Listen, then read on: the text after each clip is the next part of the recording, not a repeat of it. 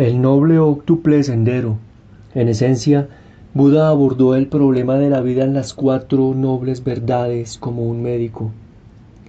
Comenzó por examinar en detalle los síntomas que provocaban la inquietud cuando todo funciona bien, también que nos notamos tampoco como notamos normalmente nuestra digestión. No hay motivo de preocupación o podemos seguir adelante con el mismo tipo de vida. Pero este no es el caso. Hay menos creatividad, más conflicto y más dolor de lo que creemos que debe haber.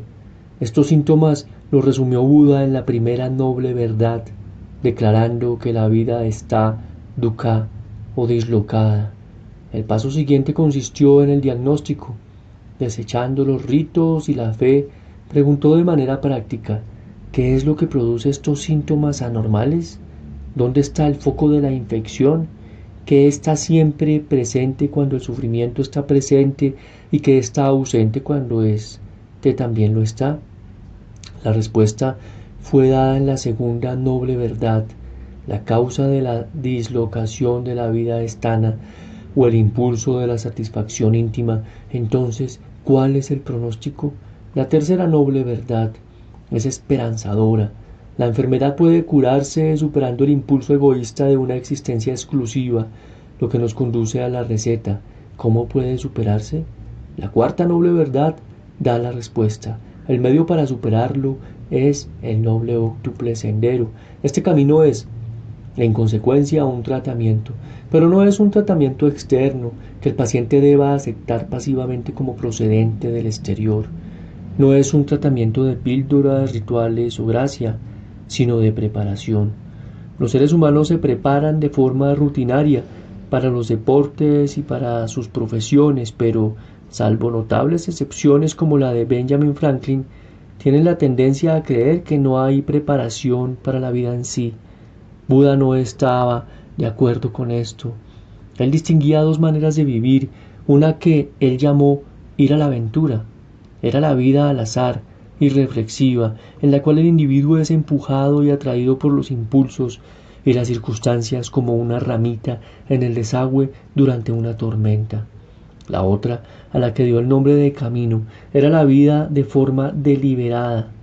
Lo que propuso fue una serie de cambios destinados a librar al individuo de la ignorancia, del impulso involuntario y de Tana, que trazados como un mapa completo señalan los desniveles profundos, las curvas peligrosas y las zonas de descanso. Mediante una disciplina prolongada y paciente, el noble óctuple sendero pretende nada menos que tomar a uno donde está y devolverlo como un ser humano diferente, como alguien que se ha curado de sus incapacidades lisiantes. Quien busca puede alcanzar la felicidad, dijo Buda, si practica. Pero, ¿a qué práctica se refiere Buda? Él la dividió en 8 pasos. No obstante, hay un paso preliminar que él no incluyó en la lista, pero al cual se refirió con tanta frecuencia en otras partes que debemos suponer que para el caso lo daba por incluido. Ese paso preliminar es la asociación adecuada. Nadie ha reconocido con más claridad que Buda la medida en que somos animales sociales, influidos constantemente por el ejemplo de nuestros compañeros, cuyas actitudes y cuyos valores nos afectan profundamente. Cuando le preguntaron a Buda cómo puede uno alcanzar la iluminación, comenzó diciendo: aparece alguien en el mundo que suscita la fe. Uno se asocia con esa persona. A este preámbulo siguieron otras instrucciones, pero la asociación adecuada es tan básica que merece otro párrafo. Cuando ha de domarse y adiestrar un elefante salvaje, la mejor forma de hacerlo es uncirlo a otro que ya ha sido sometido al proceso. El salvaje, por contacto con el domado, se da cuenta de que la situación a la que es conducido no es incompatible con su condición de elefante, que lo que se espera de él no se opone de forma categórica a su naturaleza y que anticipa un estado viable, aunque sorprendentemente diferente. Nada puede enseñarle más que el ejemplo constante, inmediato y contagioso de su compañero. La preparación para la vida del espíritu no es diferente. La transformación a la que se enfrenta el iniciado no es ni menor ni menos exigente que la del elefante. Sin una prueba visible de éxito, sin una transfusión constante de valor, es probable que se apodere de él el desaliento. Pero, si como demuestran estudios científicos, se pueden contagiar las ansiedades de un compañero, ¿no puede también contagiarse la persistencia? Robert Ingersoll dijo una vez que si él hubiese sido Dios habría hecho contagiosa la salud en lugar de la enfermedad, a lo cual un contemporáneo hinduista respondió: ¿cuándo reconoceremos que la salud es tan contagiosa como la enfermedad, que la virtud es tan contagiosa como el vicio, que las alegrías es tan contagiosa como el mal humor? Una de las tres cosas por las cuales debemos dar gracias todos los días, según Shankara, es la compañía de los santos, porque así como las abejas nos pueden fabricar miel a menos que estén juntas, tampoco los seres humanos pueden avanzar por el camino si no están apoyados por la confianza y la consideración que generan los que alcanzan la verdad. Buda está de acuerdo con esto. Debemos asociarnos con quienes han alcanzado la verdad, conversar con ellos, servirles, observar su manera e impregnarnos por ósmosis nuestro espíritu de amor y compasión. Aclarado este paso preliminar, podemos proceder a hacer otro tanto con los 8 restantes del camino en sí. Primero, el juicio adecuado. Una forma de vida implica siempre algo más que creencias, pero no puede omitir estas por completo, dado que, además de ser seres sociales, como ya señalamos, los seres humanos también son animales sociales. No enteramente, por cierto. Buda habría advertido esto enseguida, pero la vida necesita de algún plano, de algún mapa en el que la mente pueda confiar para dirigir las energías en una determinada dirección. Volviendo al ejemplo del elefante, por grande que sea el peligro en el que se encuentre, no hará ningún intento de escapar hasta asegurarse en primera instancia de que el camino que debe correr aguantará su peso. Sin alcanzar esta convicción, permanecerá moviendo su trompa agonizante en un vagón incendiado antes que arriesgarse a sufrir una caída. Los detractores más vociferantes de la razón deben admitir que esta convicción juega un papel de igual importancia, cuando menos en la vida humana. Puede tener el poder de la atracción o puede no tenerlo, pero es evidente que tiene el poder del veto. Hasta que su razón no sea satisfecha, ningún individuo puede proceder en ninguna dirección con total entrega. En consecuencia, es necesario contar con alguna orientación intelectual para iniciar el camino de una forma que no sea arriesgada. Las 4 nobles verdades proporcionan esta orientación. El sufrimiento abunda y está producido por el impulso hacia la satisfacción íntima, pero este impulso puede dominarse y el camino para hacerlo es el noble octuple sendero. 2. La intención adecuada. Así como el primer paso nos aplaza a decidir cuál es el problema fundamental de la vida, el segundo nos aconseja aclarar de corazón qué es lo que verdaderamente queremos. ¿Es de verdad la iluminación? ¿O nuestros afectos vuelan de un lado a otro como cometas con cada corriente de distracción? Si queremos hacer adelantos apreciables, es indispensable tener persistencia. La gente que alcanza la grandeza invariablemente se entrega con pasión a una sola cosa. Hacen miles de cosas todos los días, pero tras ellas solo una cuenta como suprema.